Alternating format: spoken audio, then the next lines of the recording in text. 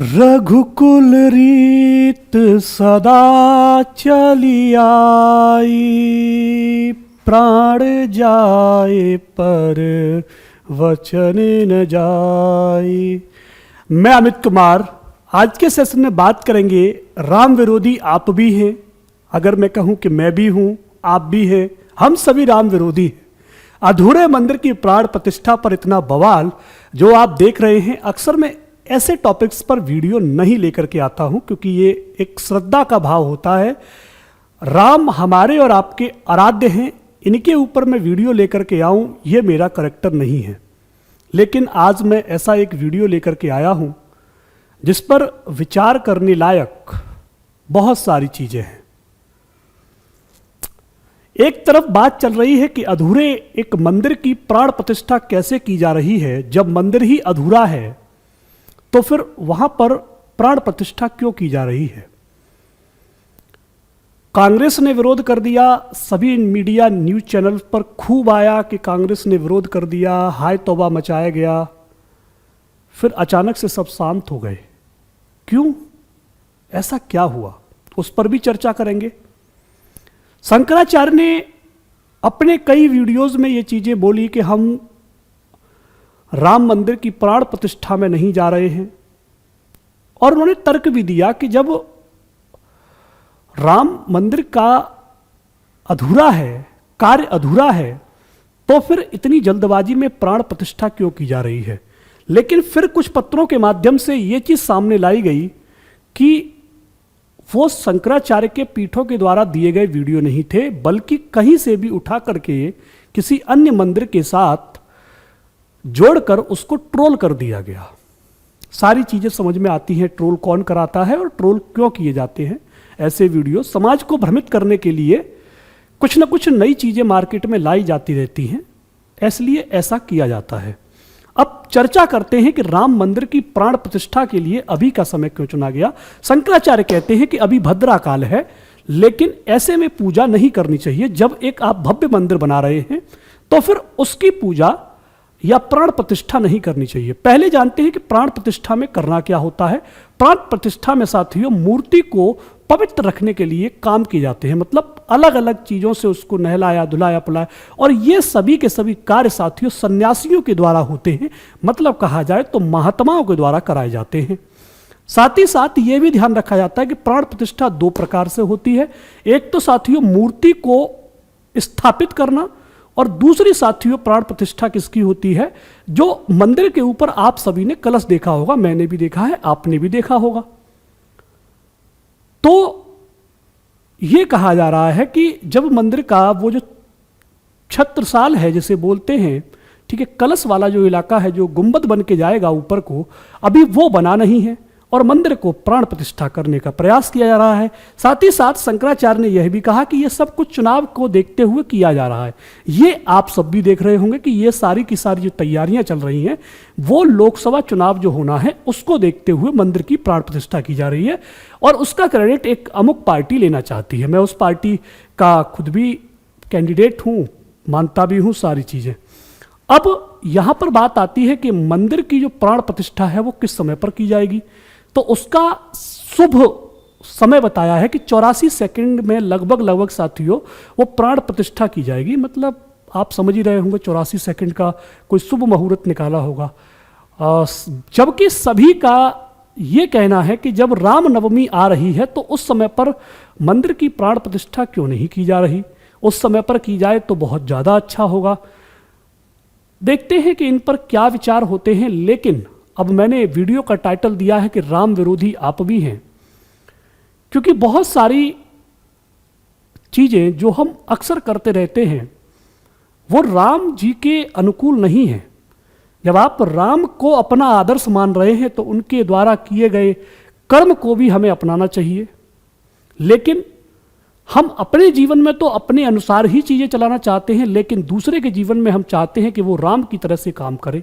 राम ने खुद को अपने आप को एक आदर्श के रूप में प्रस्तुत किया। कैसे आदर्श के रूप में प्रस्तुत किया कि राम अपने आप में भगवान थे, अगर चाहते तो एक इशारा करते और जो भी काम चाहते थे वो आसानी से पूर्ण हो सकता था। लेकिन उन्होंने अपने आप को उन कठिनाइयों के दौर से अपने आप को गुजारा और समाज के सामने एक आदर्श रूप रखा। वो चाहते तो वन में भी नहीं जाना पड़ता उनको, वो आसानी से राजपाट को हत्या सकते थे, लेकिन उन्होंने अपने पिताजी की आज्ञा का पालन किया। मां ने रोकने का काम जरूर किया, लेकिन पिताजी की आज्ञा को उन्होंने टाला नहीं। उन्होंने सुख चैन को एकदम से त्याग दिया।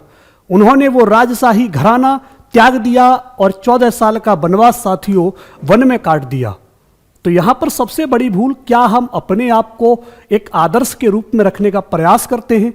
लोगों को आपने गोबर की तरह से मुंह में भरे हुए सुपारी, गुटखा, पान, शराब ये सब करते हुए आपने देखा होगा। आजकल साथियों मदिरा का प्रचार ऐसे किया जाता है जैसे पता नहीं किसका बात कर रहे हो। लोग सिगरेट पीते हुए आपको दिख जाते होंगे, गुटखा खाते हुए आपको दिख जाते होंगे।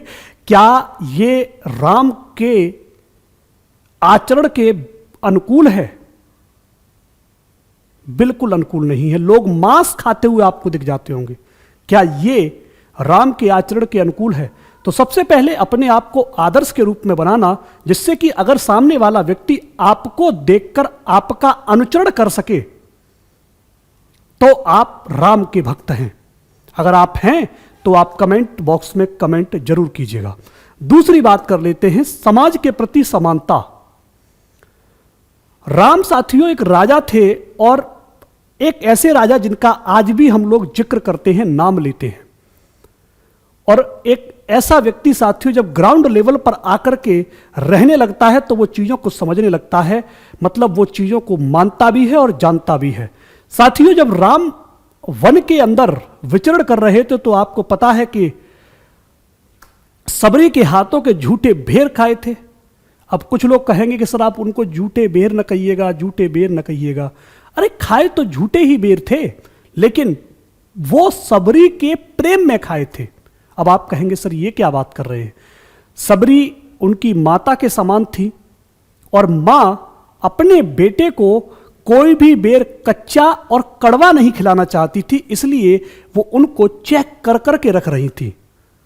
उनको चख करके उन्होंने रखे, और लक्ष्मण के मना करने पर भी राम ने वो बेर खाए और कहा कि लक्ष्मण तुम भी खाओ। क्या लक्ष्मण जैसा भी हमारा करैक्टर है कि वो लक्ष्मण साथियों जो अपने एक तीर से लंका को हिला रख देता था, रावण की नींद जगा देता था, वो अपने भाई के सामने कैसे झुक कर के आराम से बेर खाते हैं? क्या ऐसा भाई आप बन सकते हैं? तो आप राम भक्त हैं। लेकिन क्या हमारे अंदर ऐसे गुण हैं? नहीं है। साथियों राम का केवट के साथ मिलन और उनके गले लगा लेना, एक ऊंचे कुल में जन्मे हुए राजा राम और वो साथियों एक निम्न स्तर के केवट को साथियों जब गले लगा लेते हैं तो ये सामाजिक समानता के उदाहरण हैं। क्या ऐसा कर पाना आज के समाज में मुमकिन हो पाता है? व्यक्ति के पास थोड़ा सा धन आता है, वो ऐसे बड़बड़ाने लगता है जैसे पता नहीं उसने क्या जग जीत लिया हो। तो यहां पर सामाजिक समानता का गुण हमें राम जी से सीखना चाहिए। तीसरी बात आती है कि जिस तरीके से राम जी ने साथियों तमिलनाडु से श्रीलंका तक जो पुल का निर्माण किया, आज साथियों अगर करोड़ों छोड़िए, करोड़ों की मैंने बात कर दी, जिस तरीके से राम जी के समय में साथियों तमिलनाडु से श्रीलंका तक पुल बनाया गया, क्या ऐसा पुल अगर आज के 1 लाख लोग भी लगा दिए जाएं तो ऐसा पुल बनकर के तैयार हो सकता है, जिसमें लोग पत्थर को उठा करके समुद्र में फेंकेंगे और साथियों पुल बनता चला जाएगा। लेकिन वो सोच साथियों राम जी की ही थी, जिसमें उन्होंने कहा कि श्री राम लिखिएगा और पत्थर तैरने लगेगा। और उन वानरों का जो झुंड था, उस भीड़ का उन्होंने जो प्रोत्साहन किया और उस भीड़ से साथी वो पुल बनकर के तैयार हो गया। क्या आज के समय में ऐसा कर पाना संभव हो सकता है?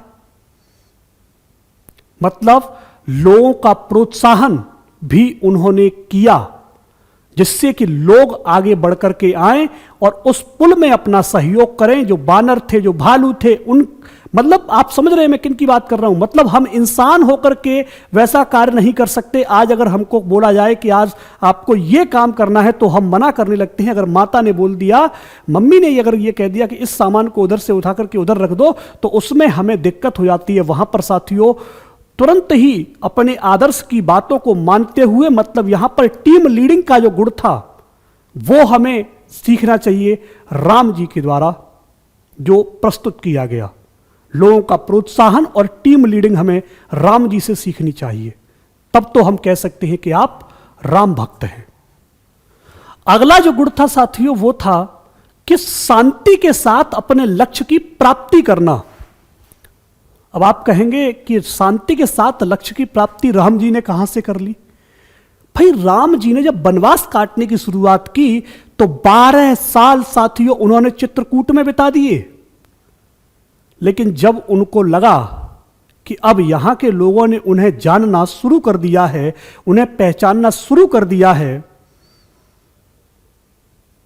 और वो जिस कार्य के लिए इस पृथ्वी पर आए हैं उससे उनका मन भटक सकता है, तो उन्होंने चित्रकूट को छोड़कर आगे बढ़ना शुरू कर दिया। और जिस कार्य के लिए वो आए थे उस कार्य में उन्होंने फिर से अपने आप को झोंक दिया।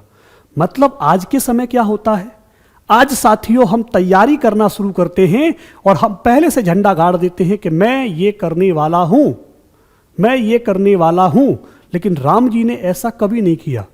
उनका एक ही उद्देश्य था कि किसी तरीके से इस पृथ्वी से हमें बुराई को मिटाना है, और उन 14 साल में साथियों उन्होंने केवल वही काम किया। और उससे साथियों आप देखेंगे कि जगह जगह पर उन्होंने क्या किया है। देखिए जब राम जी का जो बचपन दिखाया गया है वहां पर उन्होंने क्या किया है, उन्होंने राक्षसों को मारते हुए दिखाया गया, मतलब वो उसमें संलिप्त दिखाए जाते हैं। लेकिन जब 12 साल का जो वनवास था उसमें ऐसा नहीं दिखाया गया। उनका जन्म इस पृथ्वी से, इस लोक से बुराई को मिटाना था, और वो बुराई को साथियों मिटाने के लिए आगे बढ़ जाते हैं। बाली साथियों आप जानते हैं, बाली का नाम आपने सुना ही होगा, जो कि खूब बलशाली था, जो कि प्रताड़ित करता है अपने भाई की छोटी, मतलब अपने भाई, छोटे भाई की पत्नी को, अपने छोटे भाई को। तो वहां पर राम जी उसे बचाने का काम करते हैं, सामाजिक काम करते हैं। इसी प्रकार से विभीषण और रावण का आपको पता है, विभीषण आ जाता है राम की शरण में, और रावण को साथियों बुराई का देवता मानते हैं और फिर उसे मार देते हैं। बुराई का देवता नहीं बोल रहा हूं, ध्यान से समझिएगा, यहां पर देवता मतलब बुराई मानते हैं, ठीक है। रावण को वो मानते हैं कि वो बुरा व्यक्ति है, लेकिन उससे भी सीख लेने के लिए लक्ष्मण को भेजते हैं कि जाइए कुछ सीख करके आइए, बहुत बड़ा विद्वान आज इस लोक को छोड़ने वाला है। मतलब वो कहते हैं कि अपने दुश्मनों से भी हमें कुछ ना कुछ सीख लेना चाहिए जो उसके पास ज्ञान है। तो आज का वीडियो राम विरोधी आप भी हैं, इसी चीज को लेकर था। उम्मीद करता हूं कि आपको चीजें समझ आई होंगी, और आगे से आप जो अभी तक गलतियां करते रहे हैं उन गलतियों से आप बचेंगे और अपने जीवन में अपने आप को राम बनाने का प्रयास या राम के आदर्शों पर चलने का प्रयास अवश्य करेंगे। मिलते हैं आप सभी से एक नई वीडियो में, तब तक के लिए नमस्कार, जय हिंद, जय भारत।